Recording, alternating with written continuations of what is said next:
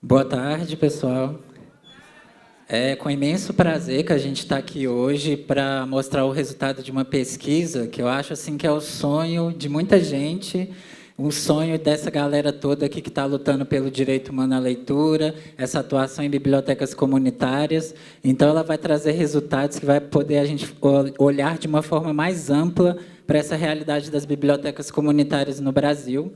E aí, recentemente, a gente teve a oportunidade de fazer uma primeira apresentação dessa pesquisa lá na Flip, e foi uma experiência incrível. A gente estava lá, a professora Esther também, a Cida Fernandes, a Dinha, que é uma escritora, e a gente teve a mediação da Janine, e eu estava lá também, enquanto representante de um time que tem 22 pesquisadores, que fazem parte da Rede Nacional de Bibliotecas Comunitárias. E aí, hoje, a gente vai conhecer um pouco mais um pouco de mais detalhes dessa pesquisa de campo, que foi um processo incrível para a gente ir a campo em vários lugares do país para conhecer ainda mais essa realidade das bibliotecas comunitárias.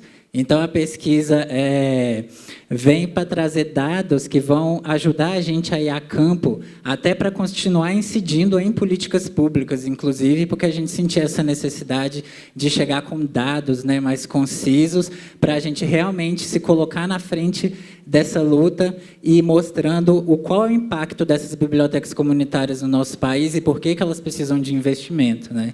Então, acho que vai ser vocês vão ver aqui dados que vocês vão se reconhecer também, e depois a gente vai abrir um pouco para debate. Aí, para abrir um pouco as energias, assim, para a gente conhecer esses dados, eu vou trazer aqui um pequeno trecho que foi uma fala de uma escritora, que é a Baha'i Nakjavani, acho que é assim mesmo que pronuncia o nome dela. E aí eu li recentemente esse trecho de uma fala dela, que eu acho que tem tudo a ver com essa pesquisa e com esse debate que a gente vai ter agora.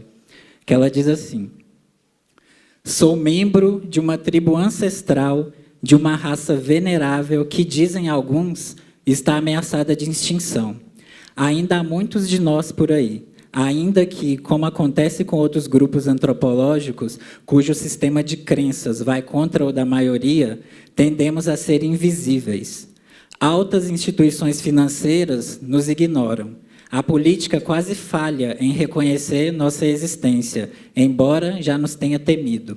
Estamos espalhados por 5 continentes e viemos de diferentes criações, de diferentes culturas e gerações, mas todos compartilhamos uma fé comum, uma causa universal. Chamamo-nos leitores.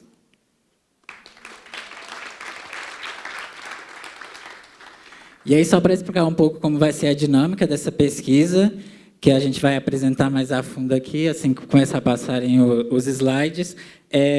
Nós vamos começar com a professora Elisa e com a professora Esther, fazendo uma apresentação sobre os dados, sobre a pesquisa em geral. A gente vai começar com a Elisa e terminar com a Esther, toda essa parte da apresentação. Aí vão ser de 30 a 35 minutos, para que cada uma tenha esses 15 minutos de fala. Então, é um conteúdo que a gente quer muito mostrar, então a gente vai estar nesse desafio do tempo. Depois a gente vai passar a fala para a Camila, e a Camila vai falar um pouco da experiência de ir a campo como pesquisadora, né? Como que foi essa experiência de caminhar pela comunidade, caminhar pelas bibliotecas que foram selecionadas para pesquisa, e ela vai falar um pouco disso para a gente. Depois a gente vai passar para a Lúcia, terminar com a Lúcia, que ela vai dizer um pouco para a gente o que ela percebeu, né, com esses dados que vão ser apresentados, e um pouco da experiência dela dentro da universidade, formando bibliotecários também. Então, agora eu passo a palavra para a Elisa e a Esther. Bem, acho que a primeira coisa que é importante ter claro é que essa pesquisa ela teve 2 vertentes, né? Tem uma vertente da pesquisa em si, de busca de dados, de descoberta. As pesquisas partem sempre de questões, de curiosidades, mas ela tem também um caráter pedagógico, porque nós utilizamos, dentro desse processo, nós cuidamos muito para que o processo tivesse também um caminho de formação. Então, como o Rafael já disse, os pesquisadores de campo que estiveram presentes, que fizeram a coleta de dados, são os agentes das bibliotecas, né? São mediadores de leitura, gestores, então foram selecionados, formados para coletar o dado.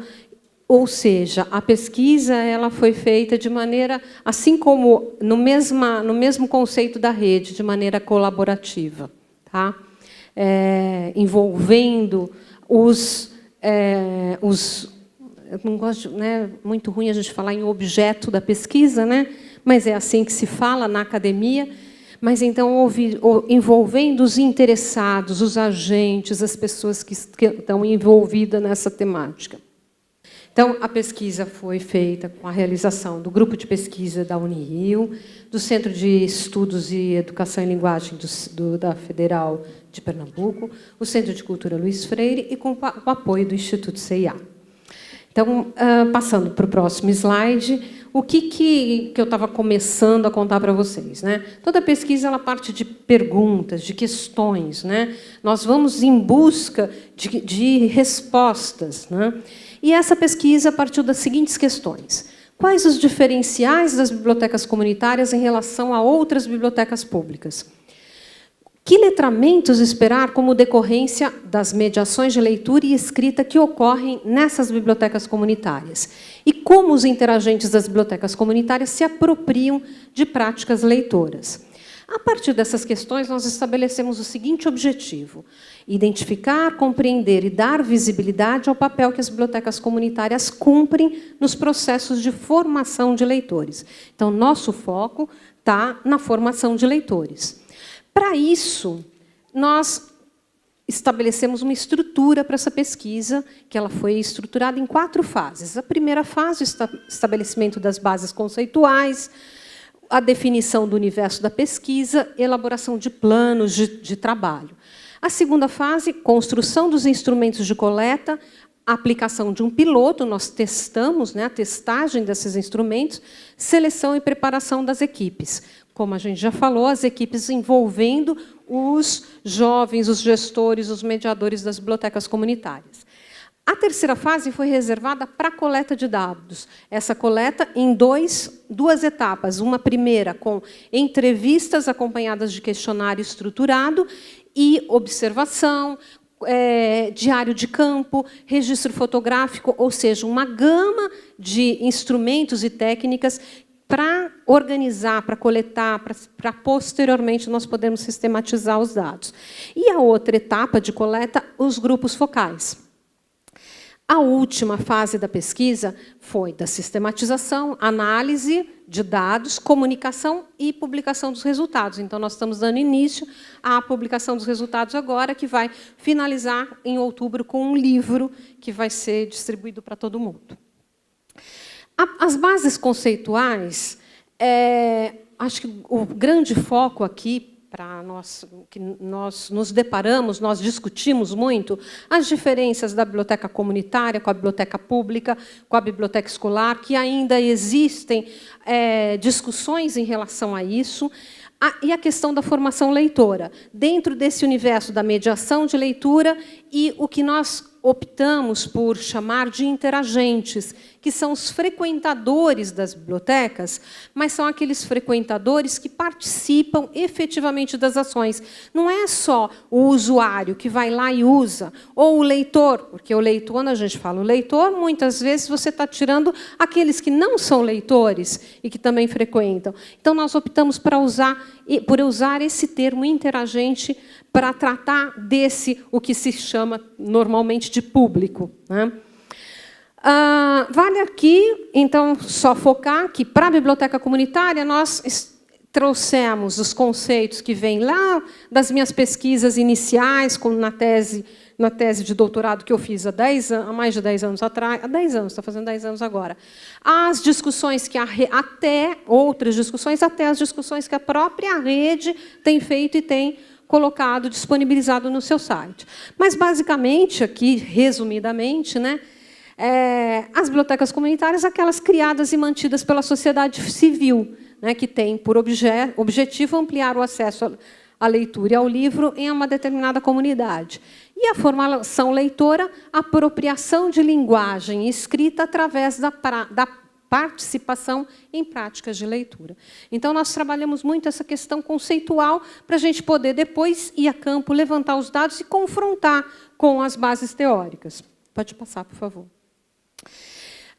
Trabalhamos com 143 bibliotecas. Aí vale a pena até retomar um pouquinho, quando eu falei do universo da pesquisa, lá na segunda fase, na primeira fase ainda. Esse foi um dos primeiros desafios, logo na primeira fase, porque nós não temos no Brasil um censo de bibliotecas comunitárias, assim como a gente tem das bibliotecas públicas. Por mais que falem, os dados não são corretos, não estão atualizados, mas pelo menos a gente tem algum parâmetro em relação às bibliotecas públicas, aquelas mantidas, públicas municipais, estaduais, mantidas pelo governo. Tá? Agora, as bibliotecas comunitárias, nós não temos um censo, uma base de dados. E, então, o primeiro desafio foi identificar quem são essas bibliotecas, onde elas estão, contatá-las e convidá-las para participar dessa pesquisa. Nós chegamos a 143 de bibliotecas, em 15 estados, 45 municípios e 5 regiões. E essa pesquisa ela vai além das bibliotecas que fazem parte da rede nacional e também do Prazer em Ler, certo? Aqui, o que está em pretinho ali nos estados é o número de pesquisas em cada um dos estados, de bibliotecas participantes, e em branco são os grupos focais. Grupos focais foram 10 grupos focais, com mais um, o 11º, que é o piloto, né? Mas que foi tão rico que a gente também trabalhou muito com os dados. Pode passar. Bom, os resultados que nós vamos apresentar, nós estruturamos de maneira a responder essas questões iniciais. Então, eu vou apresentar para vocês aqui esse início, a visão geral, a dimensão, né, as dimensões que envolvem o espaço, o acervo, infraestrutura, gestão, enraizamento. E a Esther vai trabalhar depois os interagentes, a mediação de leitura e o impacto na formação. Pode passar. Começando, então, por essa visão geral, como a gente está ouvindo o tempo inteiro aqui também, isso é muito interessante também, porque assim, a gente tem uma percepção nas falas da manhã, nas falas de ontem, de que onde estão essas bibliotecas, como é que elas são assim, são assado. A pesquisa está trazendo para nós todos comprovação, né? Nós temos dados, a partir de agora, que de alguma forma, elas validam essas impressões que nós temos, muitas vezes. Então, de modo geral, a maioria está em áreas urbanas, 86,7%, e 12,6% estavam em zonas rurais, apenas uma em área ribeirinha. Agora, dentro das zonas urbanas, onde que elas se encontram, onde elas se localizam? Nas zonas periféricas, territórios de ocupação, favelas, comunidades, em regiões com elevado índice de pobreza e violência e exclusão de serviços públicos. Isso é muito importante. Porque essas bibliotecas é que elas estão... Qual é o grande desafio que nós identificamos nas falas, né, nos grupos focais, principalmente? Que elas estão trabalhando, elas estão determinadas a mudar, ressignificar, a reposicionar os seus territórios e as suas próprias comunidades nesse imaginário da sociedade de violência. Então, a gente trouxe aqui uma fala de um dos grupos focais. Dizem que aqui só tem violência, mas nós é que continuamos sendo violentados. A gente se curva diante dos obstáculos, se mantém lutando, transformando a realidade do lugar, contrariando o estigma de lixo da sociedade. A conquista e manutenção da biblioteca há cerca de 40 anos, essa daqui é a biblioteca mais antiga, é um exemplo da riqueza do patrimônio humano que faz do bairro uma referência de polo cultural. Ou seja, essas bibliotecas elas trabalham nessa direção. Pode passar, por favor. Em relação à criação, né, ao histórico delas, quando que elas foram criadas, a maioria delas foi criada a partir de 2006. Tá? A gente tem um número significativo antes de 2006, 45,5%, mas 52,4% foi a partir de 2006. Sendo que do antes de 2006, dos 45,5%, 12% só é anterior ao ano 2000. Ou seja, esses dados eles estão muito intimamente relacionados com as políticas públicas, com os planos, com o Plano Nacional do Livre Leitura, com os investimentos, o Mais Cultura, e assim por diante, que nós vivenciamos, né, nos anos passados. Né? Pode passar. Por quem que elas foram criadas? Na maioria, 66,5%, por coletivos, grupos de pessoas do próprio território e movimentos sociais.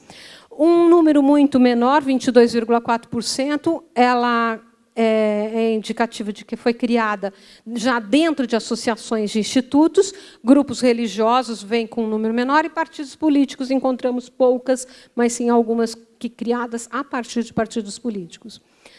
Hoje em dia, a vinculação, a maioria delas tem um vínculo institucional, elas estão ligadas a uma associação de bairro, a uma instituição local, 82,5%. E 17 permanecem autônomas, sem vínculo, e a maioria dessas 17 não tem nem sequer CNPJ. Muitas vezes por opção, outras vezes por não acho que nem sempre intencional. Pode passar. Os mediadores de leitura, os mediadores não, quem atua nessas bibliotecas são mediadores de leitura, bibliotecários, facilitadores de oficinas e gestores. Né? A gente tentou assim, identificar como é que essas pessoas são contratadas, qual é o perfil, né? Precisa ter formação, não precisa? Ele precisa ser leitor e ele precisa saber e gostar de lidar com o público. Esses são os pontos principais para a contratação de pessoas nessas bibliotecas. E o pessoal que atua está entre 65% das bibliotecas tem até 5 pessoas, ou seja, a maioria delas tem um número pequeno de pessoas, e depois mais de 5 pessoas, 31,1%, e algumas não responderam. Pode passar. Elas são pequenas, as bibliotecas são pequenas. A gente tem aí 38,5, que tem até 40 metros quadrados, é um tamanho muito pequeno. Um pouquinho mais, o número 36,6, 41,80, e somente 24,5 tem mais de 81 metros quadrados. Lembrando que 80 metros quadrados também não é um espaço muito significativo. Desse grupo, 52,4 concentra suas atividades em um único espaço. Lógico, se elas são pequenas, elas estão em um único espaço. Aquelas que possuem mais de um espaço, delimitando ambientes, os espaços se dividem em área reservada para leitura, atendimento e empréstimo.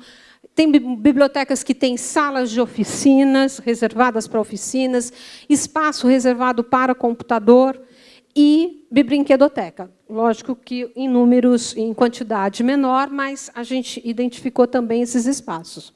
Pode passar. Como são suas condições de infraestrutura? A qualidade, né, também, o cidadão, o interagente, entrar na biblioteca, se sentir confortável, tem alguns dados que nos dão essa indicação. Então, por exemplo, 81,1 dispõe de banheiro aberto ao público, 87,4 conta com ambientes arejados, com janelas. Né?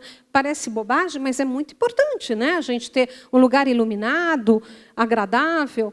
85,3 possui computador, né? Isso nós identificamos também que computador, data show, outros equipamentos estão presentes, mas não podemos esperar que seja tecnologia de ponta, né? Nem sempre são computadores de última geração e assim por diante. Mas 77,6 tem conexão à internet e 25,2 disponibiliza os equipamentos com conexão à internet para o público. Isso também nos dá um indício interessante, porque a frequência das bibliotecas não está conectada é um termo bom para falar disso, né? Conectada com a internet. Não é pela internet que as pessoas estão indo na biblioteca. Pode passar, por favor. Elas abrem, a abertura e dia da semana é muito diferente entre as bibliotecas. Mas 79,7% abre de segunda a sexta. A gente tem bibliotecas que abrem em horário noturno e também sábados e domingos. É lógico que em número menor, mas nós encontramos esses casos. O que me chama um pouco a atenção, e eu acho que é uma coisa para a gente pensar na rede, porque, assim, pela experiência das bibliotecas públicas, as bibliotecas públicas têm toda uma legislação que dificulta abrir domingo, ou tem milhões de coisas que levam a justificar a não abertura no sábado e domingo. Mas as bibliotecas comunitárias, se a gente está pensando em trabalhar hoje, né, o nosso trabalho acaba sendo muito mais como voluntários e tudo mais. Até que ponto não seria interessante a gente repensar um pouco esses horários para atender mais nos finais de semana também, né? As pessoas cadastradas, a maioria tem até mil pessoas cadastradas, que não é um número muito grande, mas é um número significativo. E depois, mais de 3.000. E entre 1.000 e 3.000 já diminui 2,8, 11,6 e assim por diante. Pode passar, por favor. Um dado que nós consideramos muito importante, já que a gente está falando em formação de leitores, é sobre os acervos, né? Como esses acervos estão organizados, como que esses acervos são, né? O que eles contêm. Então, nós tentamos entrar um pouquinho mais nessa questão, o desenvolvimento do acervo, né, que é a formação dele. Como que ele é comprado, qual tipo de aquisição e assim por diante. As formas de aquisição, a maioria é por doação. Isso nós já sabíamos que todos provavelmente iriam ter por doação. Agora, a compra, 71,3% das bibliotecas fazem compra. Isso é um dado muito significativo, né? E 5,6% só que fazem permuta. A permuta também é uma estratégia que, com a rede, vocês também têm como melhorar essas questões de troca de livros, né? A gente, ainda falando em desenvolvimento de coleções, então, a gente, antes de comprar ou antes de incorporar um documento no acervo, né, se ele é muitas vezes recebido por doação, nós vamos fazer a seleção. Quais as bibliotecas que fazem seleção? Porque aqui mesmo de manhã contaram um pouco essas histórias, que antes as bibliotecas não faziam, acho que foi a Alicia que falou, não faziam seleção e tudo mais. E esse processo ele foi incorporado, e vem sendo incorporado. A gente tem 82,5% das bibliotecas que adotam critérios de seleção. Dessas, 81,1% declaram que fazem descarte. Descarte é um outro procedimento que, para muita gente, ainda é um bicho-papão. Como que eu vou jogar fora livro? Como que um livro é um objeto que eu não posso jogar? Se ele está desatualizado, se ele traz informações que não são válidas, que vão prejudicar uma pessoa até num exame, ele precisa ser descartado, né? Então, essas questões elas foram pontuadas também. Quem participa desse processo de seleção? A maioria delas, 53,8%, tem mais de um segmento participando, ou seja, não é só o gestor, envolve o interagente, envolve o mediador, envolve o gestor, envolve bibliotecários, né? Hoje nós também percebemos também, eu falo muito em função do comparativo que eu faço com a pesquisa que eu fiz há 10 anos atrás, onde não tinham bibliotecários envolvidos, por exemplo, nesse processo. Então, é interessante. Mas 23,1% ainda concentra a seleção só no gestor, em um segmento que normalmente é o gestor da biblioteca. Pode passar, por favor. Com relação ao tamanho, a gente já falou que elas são pequenas, né? O público delas não é um público razoável, mas não é tão significativo. A gente tem também o número de livros. A maior parte delas tem 47,6% tem até 3.000 livros. Né? Está tudo dentro desse contexto. Sendo que 23,8% tem mais de 5.000 livros. Tá? Todas elas declaram que têm literatura. Então, eu tenho 100% das bibliotecas que foram pesquisadas têm em seu acervo literatura, tem obras de referência, aí vai diminuindo, em número menor, 81,8% possui documentos ligados à história, à arte, ciências sociais. Autores e assuntos regionais está muito presente, com 75,5%, né, o que também evidencia a preocupação com a identidade local. Literatura de cordel, filmes e músicas, jogos e brinquedos, objetos históricos, 42,7%. Esse dado também nos mostra a preocupação com a memória local. Essas bibliotecas elas já estão trabalhando com essas questões. Tá? Pode passar. Ainda sobre o acervo, como se dá o tratamento desse acervo? Nós temos vários dados, a gente teve que trazer alguns, pincelar alguns para vocês, né? E aqui, nesse caso, a gente fala da classificação e do controle de acesso. É muito interessante, 87,4% faz algum tipo de classificação, utiliza técnicas de classificação, seja por assunto ou por cor. Dentro dessas, 32,2% utiliza os códigos de classificação decimal, código de classificação universal, que são as técnicas mais utilizadas nas bibliotecas tradicionais, e 50,3% a classificação por cor para a área de literatura, de ficção e poesia, desenvolvido pelo Centro de Cultura Luiz Freire. E é interessante que muitas delas trabalham a coleção de literatura com um tipo de classificação e outras coleções com outras classificações, que é muito importante também. Então, demonstra preocupação e apropriação desses jovens, dessas lideranças que estão na biblioteca, de técnicas de tratamento de material bibliográfico. Ontem à noite, quando nós ouvimos falar do acervo do Antônio Cândido, se falou nas técnicas de armazenamento. Isso é muito importante também. Mas não só armazenar, a gente também precisa disponibilizar, dar mais visibilidade, acesso fácil. E 64,3% já utiliza catálogos bibliográficos, sendo que dessas, 61,5% catálogos automatizados. Ou seja, estão usando, inclusive, softwares de gerenciamento de acervo, né, e tudo mais. Pode passar, por favor. Aí, com relação aos mecanismos de gestão, né, nós trouxemos aqui alguns dados, por exemplo. Então, se elas são pequenas, também é natural que a maioria não tenha organograma. Só 20,3% possui organograma. 4,2% não respondeu e 75,5% não possui.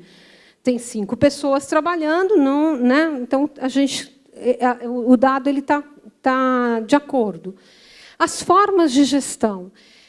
81,1% adota mecanismos de gestão participativa.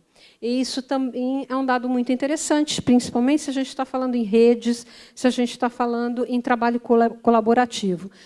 Quando a gente capturou esse dado de gestão participativa, alguns trabalham com a gestão participativa já no nível de a participação na deliberação e outros ainda a participação consultiva ainda. Mas, mesmo assim, a gente percebe o avanço nessa direção.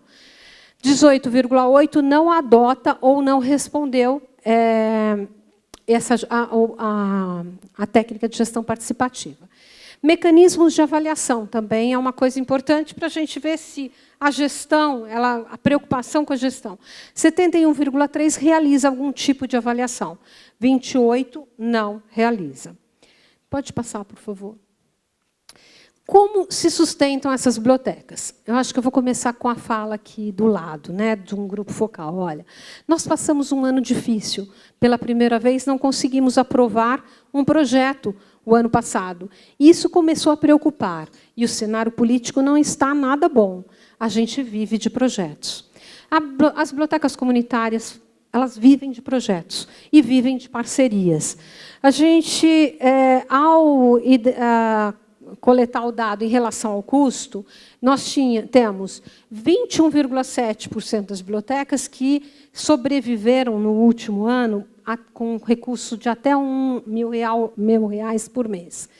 30,8% 1.000 a 3.000 reais, 23,8% de 3 a 5.000 e 14% com mais de 5.000 reais. É interessante quando a gente compara e percebe que aquelas que, compara os resultados, aquelas que declararam que utilizaram mais de 5.000 reais são aquelas que tiveram um número maior de empréstimo, tiveram um número maior de pessoas cadastradas na biblioteca, que praticaram mais a compra de acervo, enquanto que as que utilizaram até R$1.000, esses números decaem. As parcerias, elas vivem, 81,1% contam com algum tipo de parceria, 15,4% não, declaram não ter parceria, e 3,5% não souberam responder. As participações em editais é uma forma de busca de recursos. 76,2% participaram de editais no último ano. Esses dados são sempre relativos a 2016. E 65,7% delas foram contempladas. Pode passar, por favor. Para encerrar essa minha etapa inicial da primeira questão, eu vou falar um pouquinho, então, dessa questão, das questões que evidenciaram o enraizamento das comunidades, né? Primeiro, a questão das parcerias com outras organizações locais, seja padaria, seja supermercado, associação de moradores, grupos de mulheres, grupos de jovens, coletivos. 2, a realização de atividades de mediação de leitura em outros espaços da comunidade, sejam eles públicos ou privados, escolas, praças, postos de saúde, comércio, pontos de ônibus. 3, a mobilização de voluntários, moradores das comunidades para participarem das ações das bibliotecas. E 4, articulação e parceria com outras bibliotecas da cidade e do Estado. Isso também é uma coisa que avançou muito, essa parceria, essa aproximação entre as bibliotecas. E aí eu termino com essa fala aqui. Hoje que a cultura está em segundo ou terceiro plano, não se tem política de cultura. A biblioteca segue sendo a referência de formação de leitores, de criação de eventos culturais, circulação de acervo e a patrocinadora maior da cultura. E o único equipamento cultural de referência. Muita gente vem aqui pensando que é a biblioteca municipal. Então, essas bibliotecas elas estão fazendo, às vezes, do poder público, respondendo ao acesso à leitura, informação ao livro, que a biblioteca pública não está lá, né? Então, pode passar o próximo slide? Eu vou passar para a Esther, que vai continuar aqui. Só um minutinho. Obrigada, Elisa. Boa tarde a todos, a todas. Como Elisa colocou, a gente tentou organizar essa exposição focando nas principais perguntas que a gente tinha levantado lá desde o início para nortear a pesquisa. A segunda pergunta é como é que essas pessoas que interagem com a biblioteca, como é que elas se apropriam de práticas de leitura escrita? Tá? Que práticas de leitura escrita são essas que a gente identifica nesses espaços? Que são, né, em outras palavras, os letramentos, né, esses múltiplos letramentos que ocorrem. Para fazer essa caracterização, então, a gente pensou em trazer um pouco de informações sobre quem são esses interagentes, qual é o perfil deles. Então, principalmente, são mulheres. Então, a gente tem uma predominância de pessoas que interagem com a biblioteca, segundo a informação que foi dada pelas pessoas que responderam aos 143 questionários, que predominam mulheres, mas uma coisa que chamou muita atenção da gente, e aí, saindo um pouco só dos dados quantitativos, a gente quis trazer também um depoimento que, para a gente, foi muito marcante, porque aparece em muitas falas, esse sentimento de pertencimento. As pessoas dizem, eu vou na biblioteca e eu me sinto acolhido. É um lugar que eu gosto de estar, é um lugar que me recebe e que eu me sinto como uma segunda casa, né? Apareceu, inclusive, essa fala, que é essa fala que aparece no Grupo Focal 9. Né? Eu frequento a biblioteca desde menino, quando eu tinha 10 anos. Largava a escola e vinha direto para a biblioteca. uma casa mágica cheia de histórias. Isso é um depoimento que aparece muito. E desses, né, uma das razões, talvez, desse sentimento de que a gente pertence à biblioteca tem relação com o fato de que eu participo também das escolhas do que é o acervo, o que vai ter nesse acervo, essa participação dos interagentes na escolha dos acervos é um elemento que dá esse sentimento de pertença. Nos chamou a atenção também a ideia de que, diferente da biblioteca escolar, na biblioteca comunitária a gente tem, sim, uma presença muito forte da criança e do adolescente, mas também o adulto é conquistado. E isso aparece muito, inclusive, nas falas, de que, olha, no início o adulto chegava aqui, mas achava que não era para ele, que ele podia vir aqui trazer a criança. Mas ia ficando, ia vindo, e aos poucos ia percebendo que esse lugar é também um lugar da leitura do adulto, que também me pertence. E aí você vê essa presença também dos adultos. Bom, esse slide, na realidade, ele é a síntese da síntese, né? A gente tinha, acho que uns 10, não era, Elisa? Que a gente transformou num só.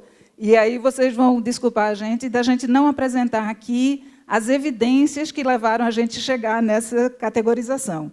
Porque se a gente fosse fazer isso, a meia hora que a gente tem para a exposição não dava. Mas eu queria muito ouvir, na hora do debate, tanto os pesquisadores como também quem recebeu, né, a pesquisa, se vocês se identificam nessa categorização que a gente criou. Quando a gente pergunta que leitura é essa, né? Quais são os comportamentos leitores que acontecem dentro da biblioteca, então, de fato, o que predomina é o letramento literário. Isso é forte, né, universal, todas as bibliotecas, até como a Elisa falou, né, o acervo é direcionado para o livro literário, e as práticas também. E o que as pessoas dizem que se aprende na biblioteca comunitária? Se aprende a gostar desse espaço, a se envolver com diferentes eventos de leitura, se descobre o prazer em ler, a paixão, se amplia o repertório literário. Então, isso aparece muito. As pessoas chegavam aqui e só liam um gênero, ou só escolhiam o livro pela quantidade de texto, ou pelo livro mais fininho, e que, aos poucos, elas vão diversificando suas escolhas, elas vão verificando que tem outras possibilidades, vão aumentando o seu nível de exigência, vão começando a pedir, mas você compre aquele, que eu quero esse livro, eu quero aquele. Esse letramento literário, dentro da biblioteca comunitária, ele também tem uma característica forte, que não é aquela imagem que a gente tem de que o leitor literário necessariamente é um leitor solitário. É aquela pessoa que lê sozinho no seu quarto, na sua rede, no isolamento. Mas que a leitura ela tem essa dimensão da leitura individualizada, mas também, e muito fortemente, a partilha, a leitura compartilhada, e, principalmente, as conversas em torno da leitura. Então, a biblioteca é um lugar em que a gente pode falar daquilo que a gente gosta de ler, a gente pode falar sobre aquilo que a gente se interessa em termos de leitura. Mas uma marca forte também das bibliotecas comunitárias, e isso para a gente foi uma constatação muito interessante, que diferencia, inclusive, de estudos em outros países, que na biblioteca comunitária muita gente diz que aprendeu a ler. E aprendeu a ler não nesse sentido diletante, né, da leitura para um lazer, mas aprendeu a ler no sentido mais rudimentar mesmo, da decodificação, da capacidade de leitura com compreensão.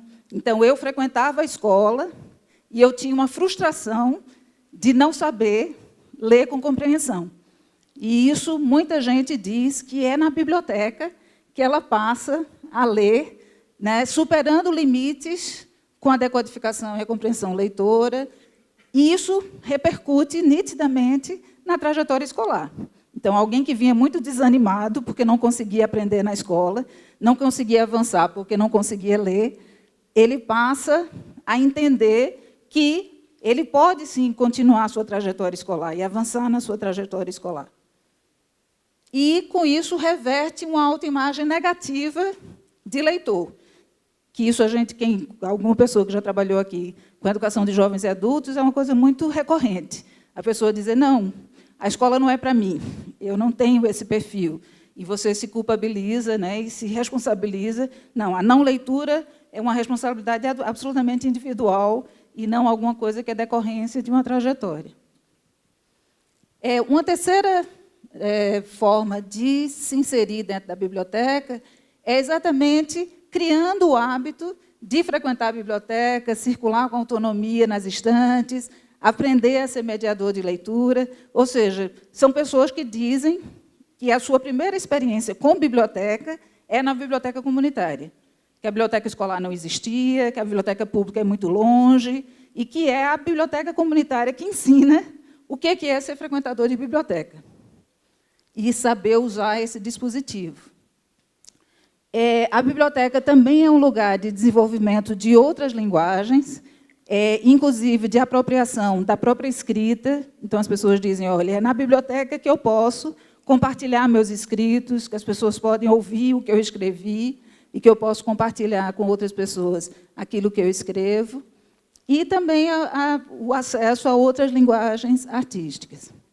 E, por fim, aquilo que foi muito marcante na fala hoje de manhã é Bruninho, né, do Bruninho, essa questão da leitura crítica, também eu acho que é a sua fala, né, a importância que a gente tem que dar o crédito ao Paulo Freire, né, a gente se esquece muitas vezes, né, da importância que esse educador tem para a história do Brasil e da educação em geral, no sentido de entender que a leitura da palavra ela não se dissocia da consciência crítica, né, da capacidade de reflexão acerca das coisas que a gente vivencia.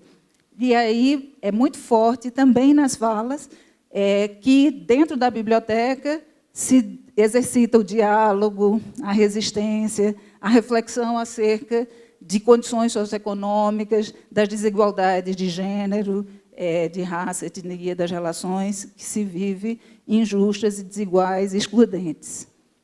E que é o lugar da gente compartilhar as histórias de vida e de lutas da comunidade. Você pode passar? Bom, e aí, isso acontece por quê? Né? As práticas que acontecem dentro da biblioteca, de alguma forma, favorecem ou fomentam esse tipo de resultado.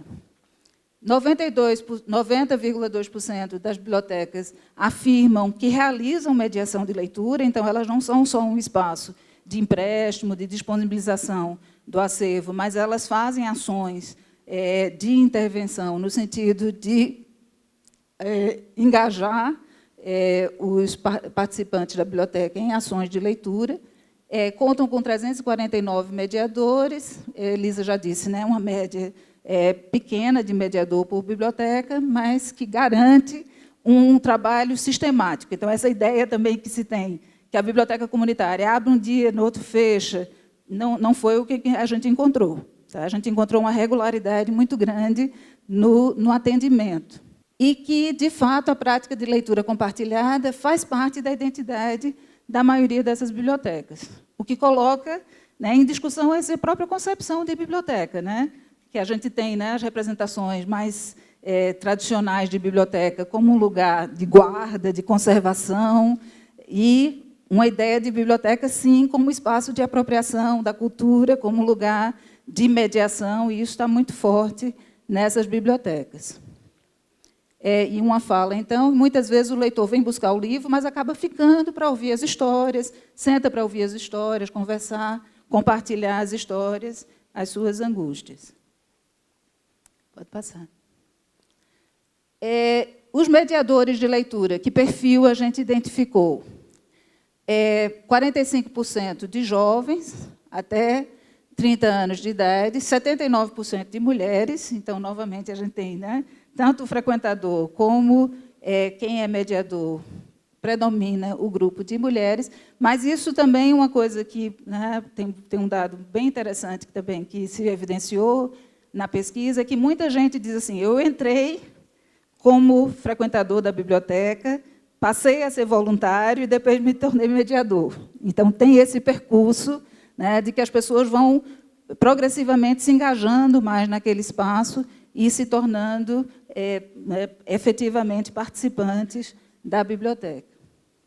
E um dado muito interessante também é o nível de escolaridade desse grupo, que você tem mais de 90% com ensino médio completo e até a pós-graduação.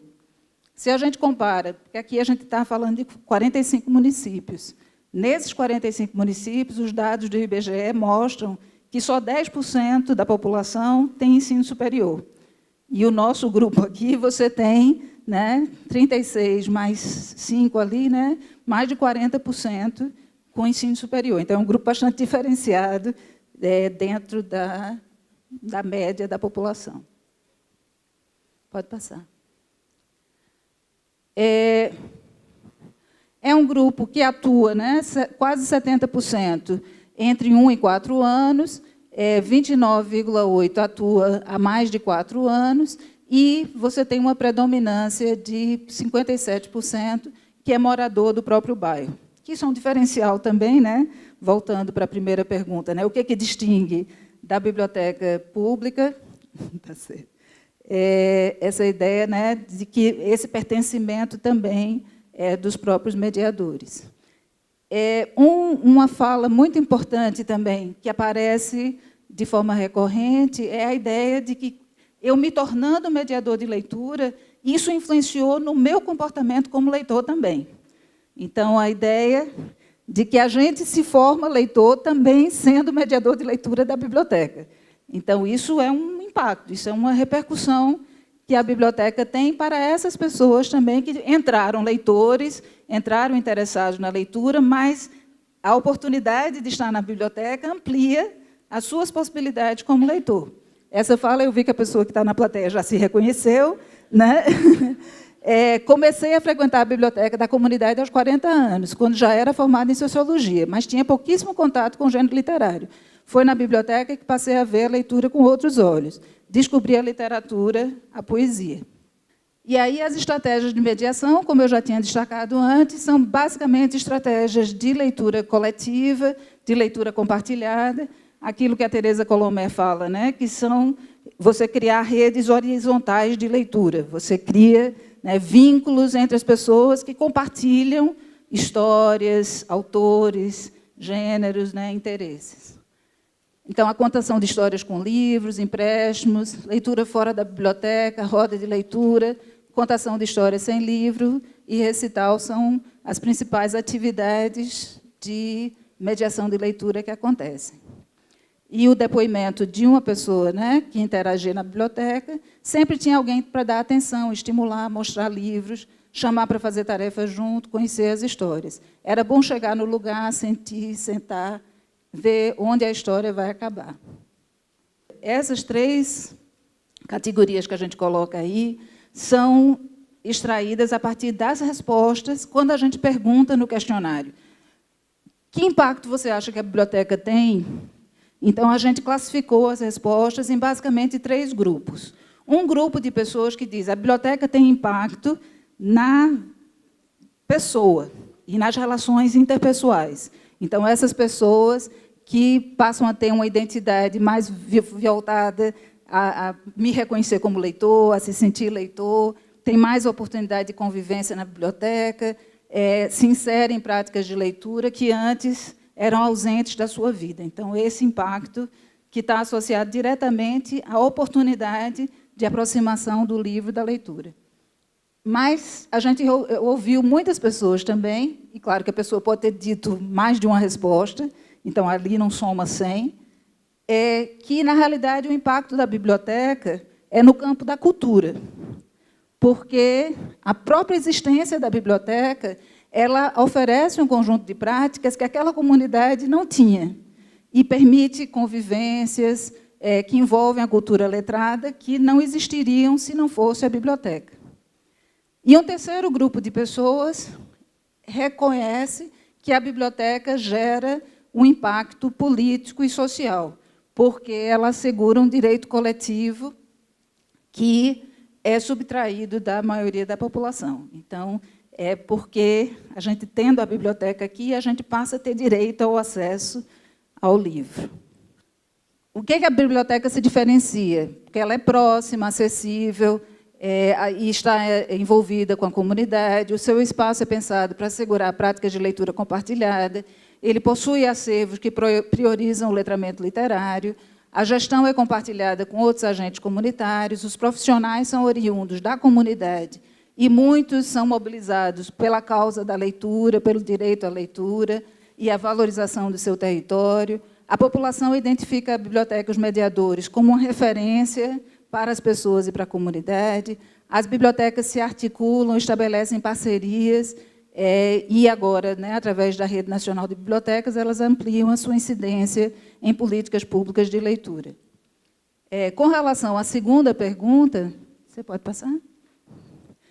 Dos letramentos, Que letramentos esperar?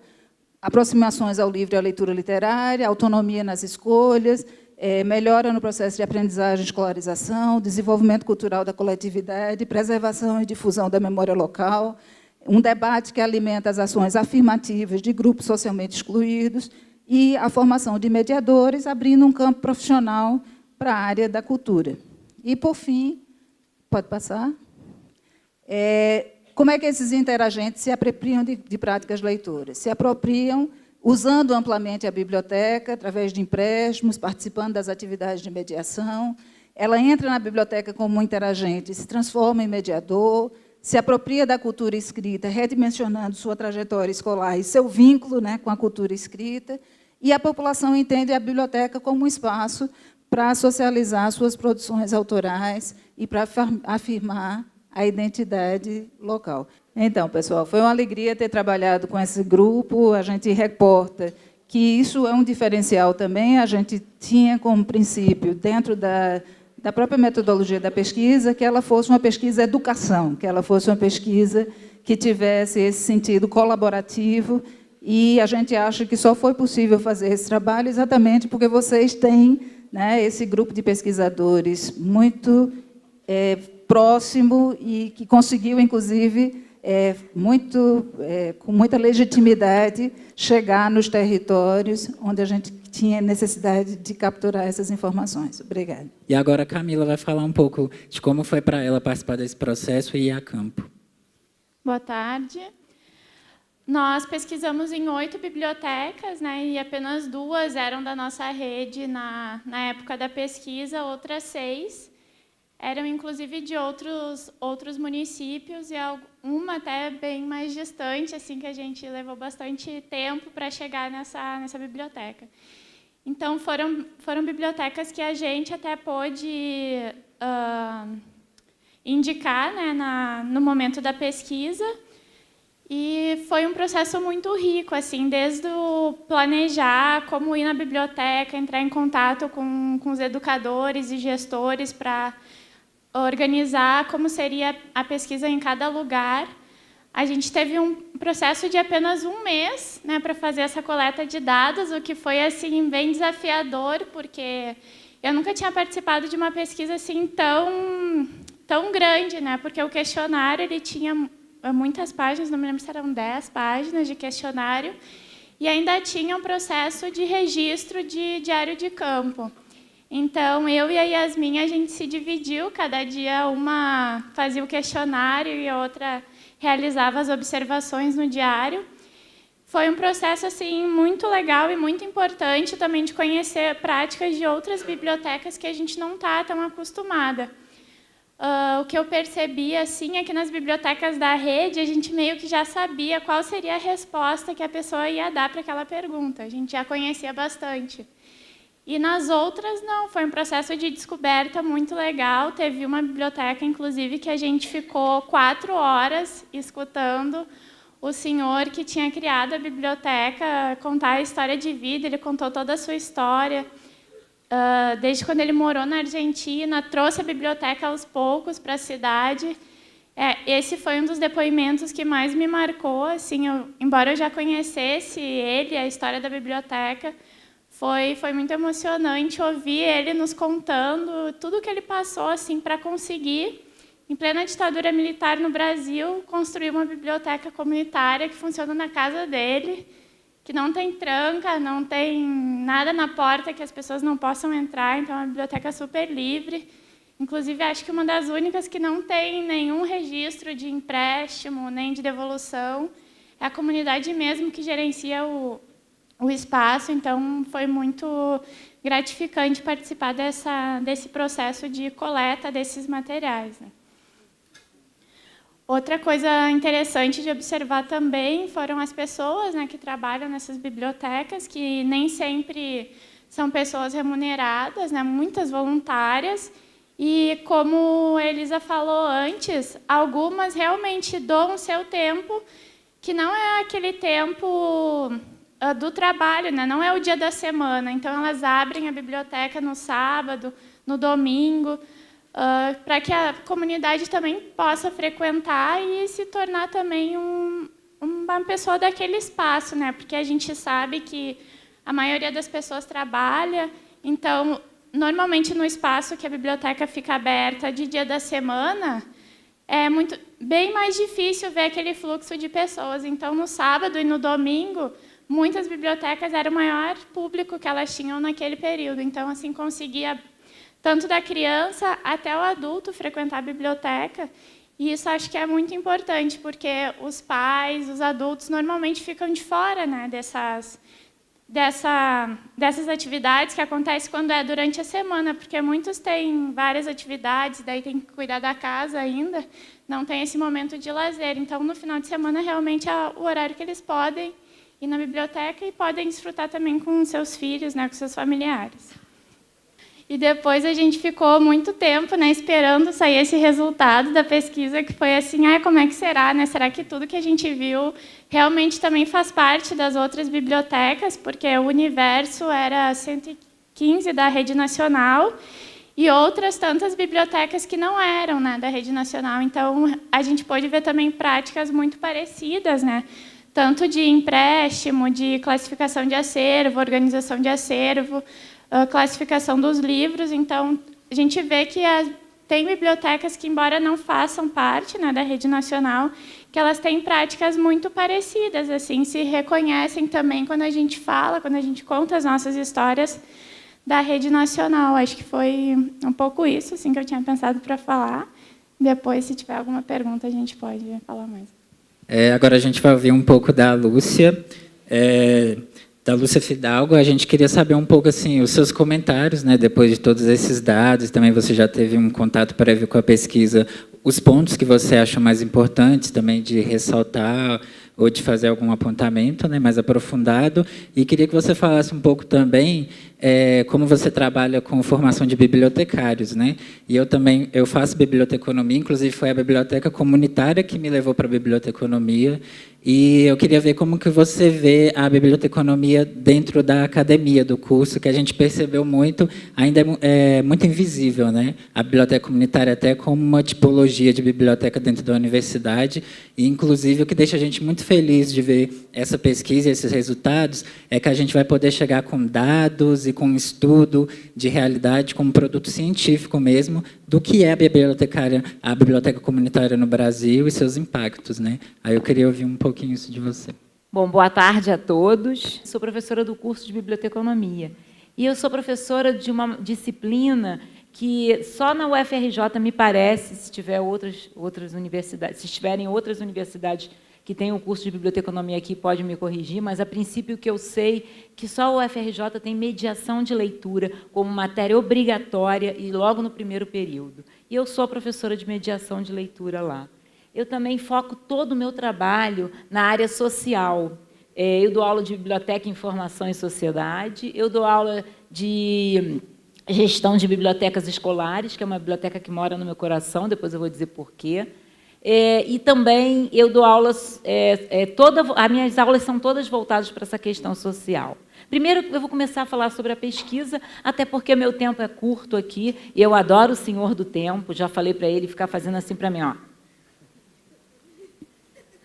tá? Então, e eu acho que o tempo é de vocês. Eu vim aqui só para olhar o que vocês já apresentaram aí de tão bonito. Eu tive a oportunidade de ler a pesquisa e até pedi a Elisa que ela libere, que eu mostre isso para os meus alunos na universidade, porque eu sempre digo para eles que a biblioteca comunitária é a biblioteca do desejo, assim como o EJA, para mim, é a escola do desejo, porque eu volto para ali porque eu tenho vontade. Ninguém me obrigou a ir para ali. A biblioteca comunitária, ela é essa biblioteca do coração, porque ela foi constituída por pessoas que desejam ela. E ela existe também por causa desse desejo. E aí eu acho que é fundamental olhar na pesquisa de vocês, que vocês a todo instante, mesmo quando não dizem essa palavra, em algum momento foi dito, por isso eu anotei, vocês falam que a leitura começou a ser vista com outros olhos. Eu sempre digo para os meus alunos, para ser um leitor é preciso ter olhos de ver. Não é todo mundo que tem esse olhar. Primeiro dia de aula, eu já peço para que eles voltem para casa e vejam um filme que eu adoro, eu vejo esse filme sempre. E toda vez que eu venho num evento como esse filme passa sobre mim, ouvindo a fala das pessoas, que se chama Minhas Tardes com Marguerite. Esse filme mostra exatamente esses olhos de ver que a gente precisa ter para dentro da gente. Um leitor não é qualquer pessoa, ele é uma pessoa especial. Então, quando eu pego um trabalho desse, tão lindo, tão rico, e que mostra o poder e a força dessa biblioteca comunitária, mas que, infelizmente, quando você me pergunta como é isso dentro da universidade, eu tenho que dizer para vocês que essa é uma biblioteca onde os alunos não desejam trabalhar. Mesmo com toda a força que eu falo para eles, eu faço sempre uma pergunta para eles, o que vocês querem? Felicidade ou dinheiro? E eles dizem para mim, nossa, Lúcia, essa pergunta é muito complexa. Eu pergunto para eles uma fala de um bibliotecário aqui de São Paulo, ele tem um livro publicado, ele foi diretor, ele foi do Sindicato dos Bibliotecários, mais vale um prato de feijão ou uma informação? E eles me dizem, não, isso aí é muito confuso para a gente responder, e isso não dá para comparar, depende da situação. Mas eu tento mostrar para eles como é importante que a gente trabalhe num lugar onde a gente se sinta feliz e fazendo um trabalho de verdade. E é isso que eu vejo aqui. Eu também tenho um trabalho voluntário, eu tenho que confessar que eu faço milhões de coisas. Eu escrevo, eu conto história, eu dou aula, eu faço uma porção de coisas, mas eu tento fazer tudo. Às vezes, vocês vão me perguntar, mas então você não dorme? Não, e eu também preciso dormir 8 horas por noite, senão eu fico acabada. Então, quando eu encontro tempo para isso, em todo o tempo do mundo que eu tenho.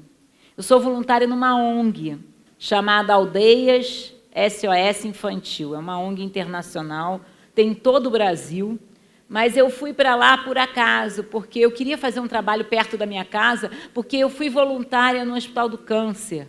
E me falaram assim, a chefe das voluntárias dizia para mim, Lúcia, vai ser voluntária perto de casa, porque senão você vai desistir.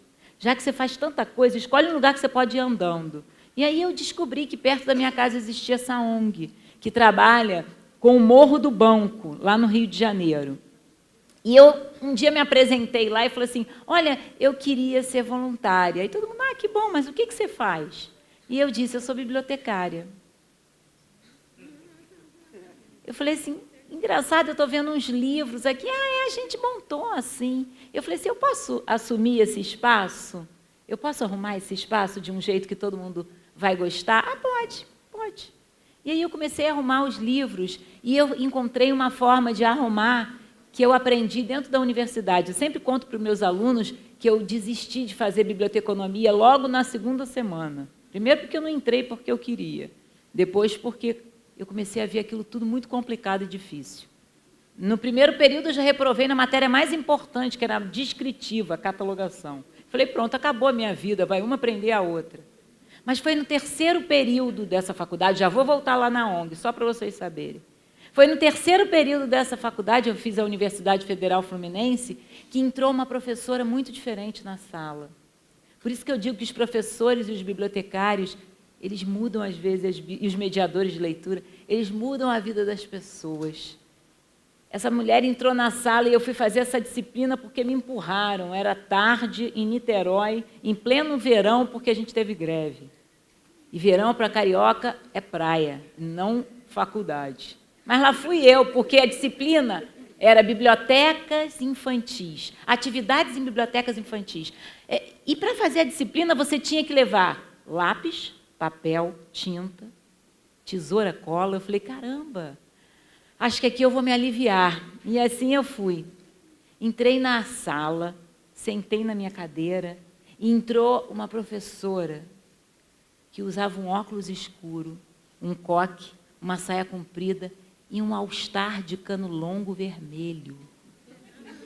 Quando eu olhei para aquele all-star de cano longo vermelho, aquela mulher toda cheia de poder, com aquele óculos escuro, ela ficou a aula inteira de óculos escuro. Sim. Eu olhei para ela e falei, acho que algo vai mudar na minha vida.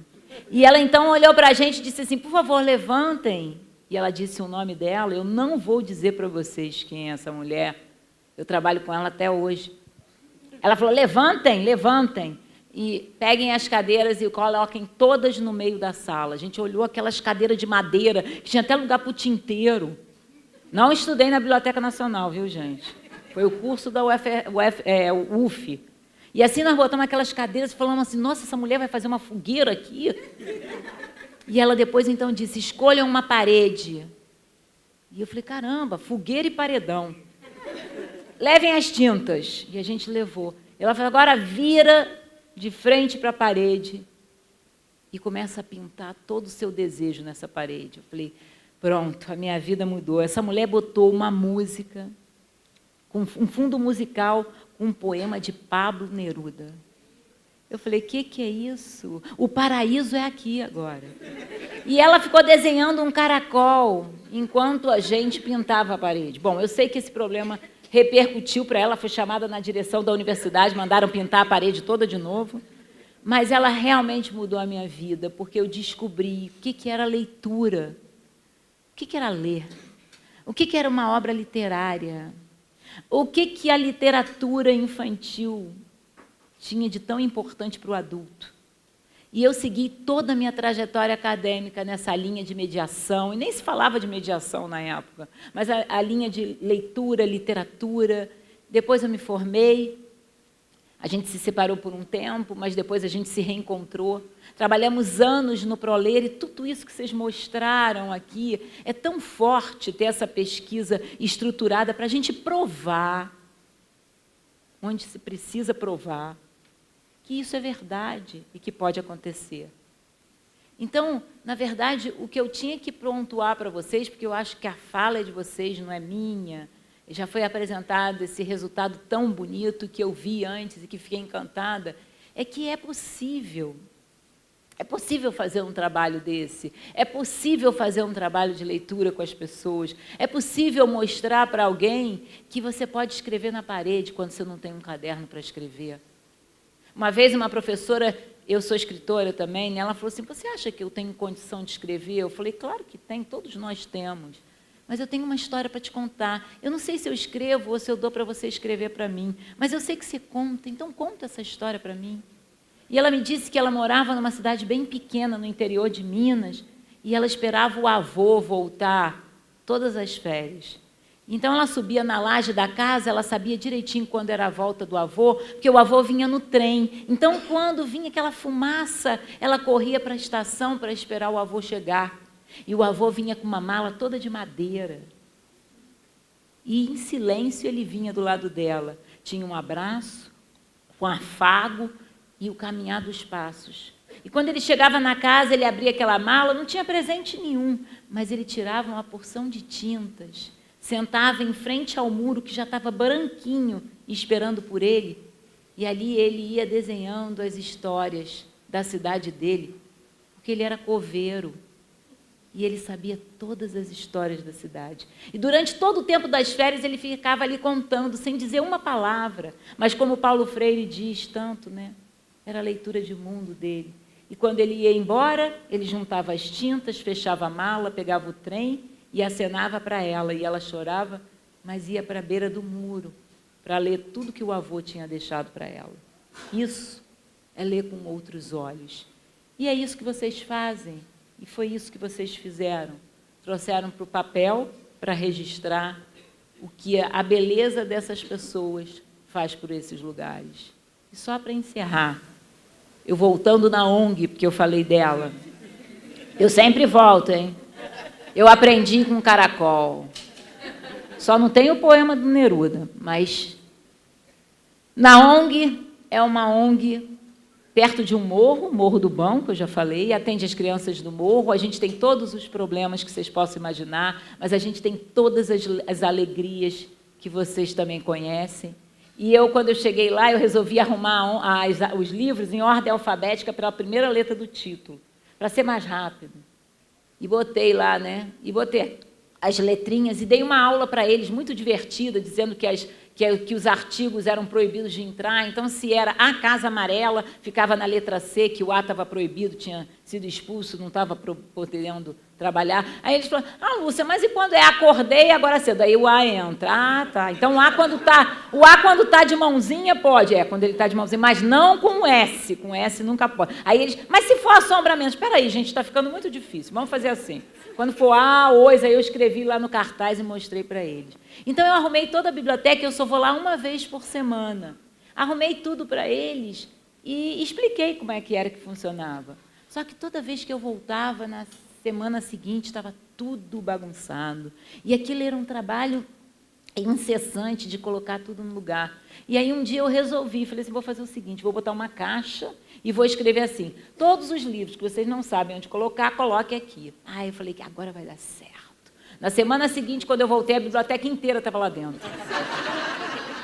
E aí eu percebi que as regras são importantes, claro, porque senão a gente não acha as coisas. Mas era preciso que eu colocasse eles, e eu comecei a puxar eles comigo. Eu pego voluntários. Às vezes eu vejo um que detesta ler, que tem pavor do livro. Aí eu pego um livro que eu sei que ele vai gostar do título, Meu Vizinho Insuportável, um livro lá. Aí eu boto assim perto dele, caramba, igualzinho, meu vizinho, eu quer levar? Aí ele, pode. Porque na escola não pode, aí eles levam para casa. E eu confesso também que muitos não voltam, não devolvem. E eu já cansei de cobrar. Porque eu digo assim, traz o livro, e a menina fala, não posso nem te ver. Eu falei, por quê? Olha que o livro está embaixo do sofá, vamos lá na tua casa, te ajuda a pegar. Não dá, tem que ter muita gente. A gente leva o pessoal daqui. Não dá lá dentro de casa, não vai dar esse povo todo. Semana que vem eu trago. Eu falei, tá bom, na próxima semana ela volta. Cadê o livro? Lúcia, não estava lá atrás do sofá, não, arrastamos tudo, mas está na casa da minha avó. Eu falei, mas então vamos na casa da... Não, é lá em Rio das Pedras, é outra comunidade. Vamos em Rio das Pedras, vou lá com vocês. Não dá. Semana que vem eu venho. Cada dia ela inventa alguma coisa para me responder àquela busca que ela não traz. E aí, eu olho para eles e penso, eu acho que deixa o livro ir. Ele volta depois. Alguns vão voltar, outros não. O importante é que ele foi. E eu me lembro do meu tempo de escola. A biblioteca era um lugar que eu adorava ir. Porque um dia eu me apaixonei por um livro que eu tenho certeza que aqui ninguém leu, porque só tem jovem aqui. Ele se chamava João Bolinha Virou Gente. Era de Vicente Guimarães, mais conhecido como Vovô Felício, tio de Guimarães Rosa. Eu me apaixonei tanto por esse livro que eu esqueci de devolver na biblioteca da escola. E quando eu fui ver, tinha passado muito tempo, e eu pensei assim, caramba, vou gastar uma grana de multa.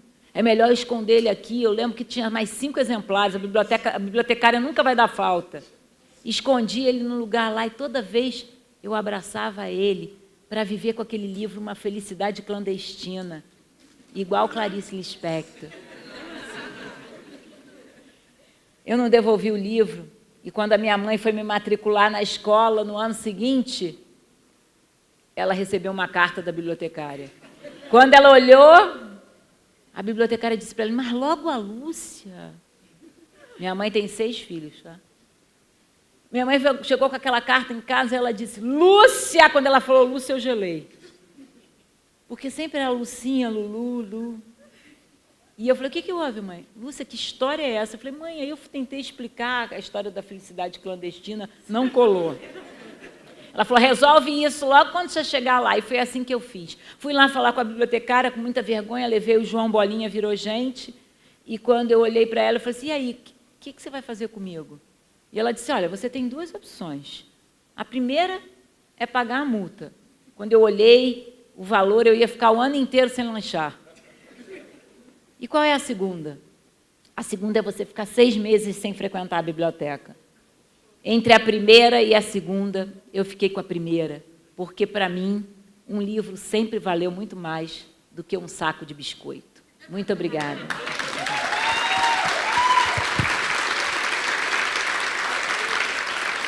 Muito obrigado, Lúcia. Boa tarde. Meu nome é Rome e eu queria falar em especial para você, Lúcia. Você hoje mudou minha vida. Gratidão profunda por isso, porque eu também já fiz essa safadeza. Mas eu costumo dizer assim que não é a gente que escolhe o livro escolhe a gente. E eu tenho certeza que aquele livro se apaixonou demais por mim. Eu não consegui devolvê-lo, só que eu fui mais esperta que você.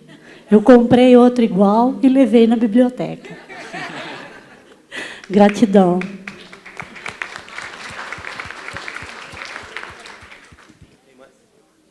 Eu quero agradecer essa mesa maravilhosa. E há pouco eu conversei aqui com o Bruninho, e esse momento acho que cabe o que eu passei para ele, né? Em especial ao que você comentou com a gente, ao que elas apresentaram das bibliotecas. Eu vejo a literatura como experiências de encantamento. Então, é nesse espaço desse encantamento que me trouxe o pensamento de Dostoiévski, onde ele diz que uma experiência de encantamento pode salvar uma criança. E o que eu desejo a todos aqui presentes é que todas as experiências de encantamento salvem todas as crianças, em especial aquela que nos habita. Obrigada. Um dado que vocês trazem em relação ao número de metros quadrados da biblioteca, né? E poucas têm mais de 80 metros. E um outro dado que vocês trazem é que poucas, têm um recurso de 5 mil por mês. E, com isso, um aumento de empréstimo e um aumento de atendimento. Mas também traz para a gente, pelo menos para mim, ficou claro, que a gente já faz muito, e não é o espaço físico em si. Não é? Nós que somos do Nordeste, não temos, algumas bibliotecas não tem janela, mas tem hoje o ar-condicionado. A gente tem um espaço maior, mas precisou diminuir para que esse espaço seja mais aconchegante, né? Que possa permitir que o leitor possa ler agradável ali, sentar numa almofada, numa temperatura ambiente agradável e ler e debruçar sobre o livro. E aí eu trago essa reflexão, né? Talvez a biblioteca comunitária não seja só um espaço amplo, mas um espaço físico que comporte ali a pessoa, o livro, mas ela está muito mais além desse espaço físico do local, e sim do território, porque o acervo consegue sair da biblioteca e atingir uma rua que os moradores talvez não consigam ir naquele espaço físico. E essa coisa do recurso talvez esteja atrelado a isso, porque não só é o livro, não só é o equipamento, e sim as pessoas humanas que estão ali trabalhando e lidando. Eu gostaria também de trazer a reflexão para a professora que a biblioteca comunitária ela não surgiu do desejo, ela surgiu da necessidade. E o desejo é de cada dia manter esse espaço vivo, né, mantendo e atendendo ao público em si. Então, hoje nós temos um desejo concreto de fazer da literatura o direito humano, mas ela surgiu, sim, da necessidade, né, daquela comunidade, do público que ali estava, para adquirir esse acesso, né? E dizer,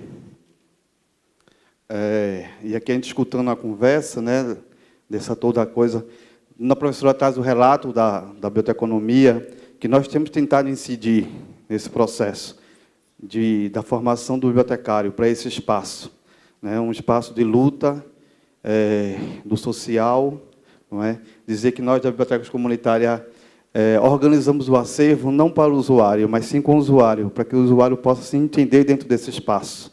Então, é a participação da comunidade em si, para que o acervo seja constituído mediante a sua necessidade. E por isso que cada biblioteca tem sua identidade visual, tem sua identidade de território. E isso fortalece a cada dia. Então, gostaria mesmo de trazer essa reflexão e dar meus parabéns a toda a equipe que fez essa pesquisa para nós.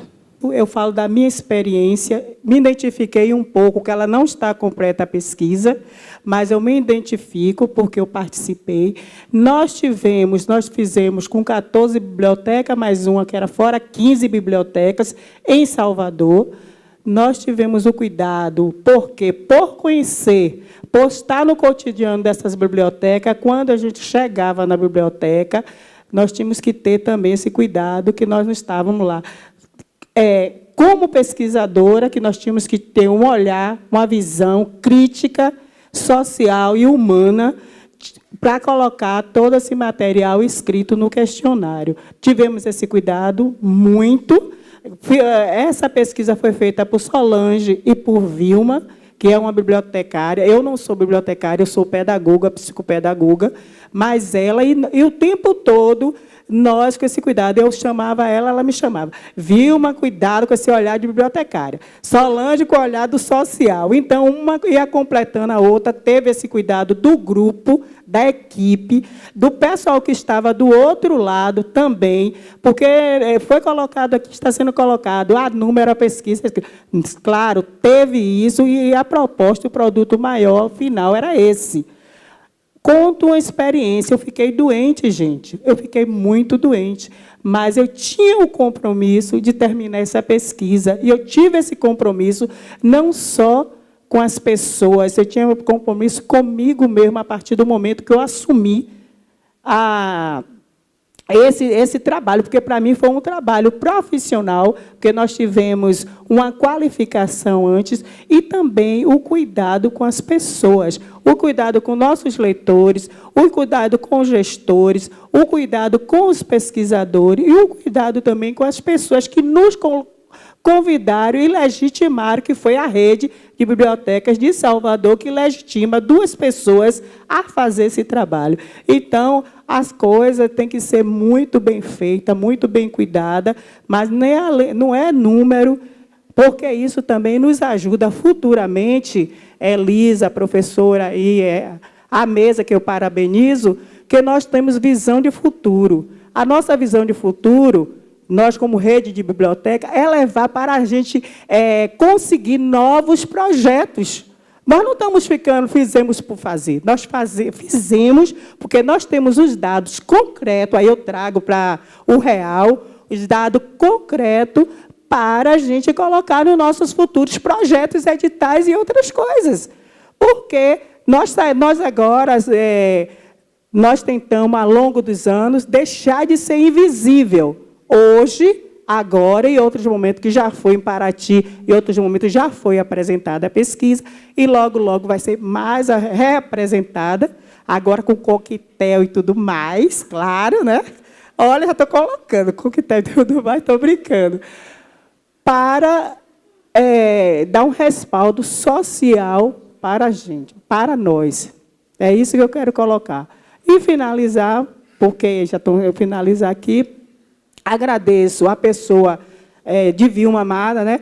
Porque se a gente não tivesse esse companheirismo e essa cumplicidade de uma estar complementando a outra, porque o questionário não foi fácil, também não foi difícil, mas precisava um olhar crítico, um olhar cuidadoso para depois devolver para o pessoal, o grupo gestor da equipe, esse produto, esse resultado. Teve um depoimento no grupo focal que, para mim, foi muito interessante, de uma mediadora de leitura que disse que começou a sentir que tinha um livro que começou a ficar sem página. Né? O livro, né, cada semana, ela ia identificando que aquele livro ia minguando, né? E no final só ficou a capa. E aí depois ela descobriu que era uma leitora que não sabia que podia emprestar o livro, e ela achou que a forma dela, né, levar esse livro que ela gostava tanto era, né, ir levando aos poucos, que ninguém ia perceber, e ela ia conseguir ficar com o livro. Mas o mais surpreendente não foi essa conduta que evidencia o desconhecimento do que é uma biblioteca e do que são práticas elementares de uma biblioteca. A gente pensa que todo mundo sabe, né? É como aquele livro que se chama É um Livro, né? Que o macaquinho lá está, o gorila está conversando com o burro, né? Sei, o que é livro, né? A gente pensa que todo mundo acha naturalmente, sabe o que é livro. Todo mundo naturalmente sabe o que é uma biblioteca e como ela funciona. A gente aprende né, participando da biblioteca, tendo acesso à biblioteca, a gente aprende o que é uma biblioteca. Mas eu acho que o mais surpreendente foi exatamente a ação da mediadora, que não deu as duas opções que Lúcia teve, ou perder dinheiro ou perder a frequência à biblioteca. Ela disse, olha, o livro é seu. O livro vai ser seu agora, porque você quis tanto esse livro que você conquistou esse livro. Agora, os próximos não precisa destruir o livro, você pode levar emprestado, né? Mas você nota uma sensibilidade que evidencia um diferencial, né? Quer dizer, uma pessoa que está olhando para a biblioteca, tendo o cuidado de que eu sou responsável por esse espaço, por esse acervo, e eu preciso preservá-lo, mas, antes de tudo, eu quero preservar as relações, eu quero preservar quem frequenta a biblioteca. Então, eu acho que isso fala de uma sensibilidade muito grande que a gente identificou em várias histórias. É claro que a gente, quando apresentou aqui, a gente optou por dar alguns elementos mais objetivos. Olha, quantas fazem isso, quantas fazem aquilo, quantas têm isso, quantas têm aquilo. Porque isso faz parte, eu acho que isso que o Rafael está destacando. Isso ajuda a gente a ter elementos de argumentação, né, de ter como dizer que essa biblioteca ela não é uma ação que são voluntários que vão lá de vez em quando, que fazem uma coisa aqui e ali. Não, ela tem uma sistemática, ela tem uma organização, ela tem práticas, ela tem, né, investimentos de várias naturezas. E isso é muito importante. Disputando, hoje de manhã estava se falando dessas disputas de narrativas, né, disputas de falas. A fala científica quantificada, ela é poderosa também, e, às vezes, é usada muito indevidamente. Às vezes, é usada, né, em nome da matemática, eu digo isso ou aquilo, eu digo, né, e eu tento usar a minha força para você, né, dando número.